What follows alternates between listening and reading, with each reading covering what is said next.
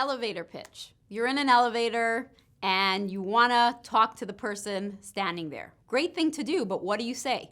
Well, one of the things that's important, even in a short amount of time as being in an elevator with someone, is asking questions. When you ask questions and know about the person you're talking to more than they know about you, that puts you in the position to really be able to target who you're talking to. So before I even tell anyone about me, I always ask them about them. What is it that they do? Where do they live? Are they from the area? And then usually what happens is there's that reciprocal effect where they're gonna ask me, well, what is it that you do? And that's where I'll get into telling them. Now, there's a few things that goes into telling someone about what you do. And there's many ways of formulating it. You have to feel comfortable with what you're saying. It has to be natural. It can't be canned. It can't be a pitch, even though we're calling this an elevator pitch, but it really has to be something that is natural. I find that many associates, one of their biggest challenges is really describing what is it that they do. So here's a few points that you want to have in telling someone what it is that you do.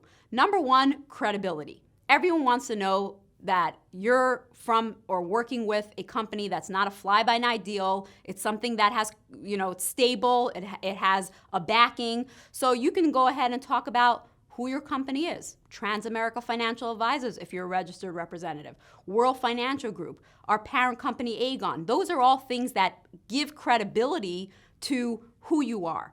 Then is talking about the mission of what you're doing, helping families plan for their financial future, building wealth for families, helping people go from dreaming to doing, helping people start up a business and build a book of business in the financial industry.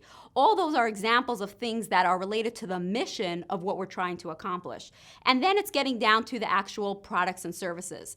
I usually keep this pretty brief because most people are not that familiar with the financial industry, but saying something that like you're in the business of financial services, everything ranging from insurance, investments, retirement planning, children's education planning. Those are things that most people can relate to. They either have a product like that or probably will need it during their lifetime.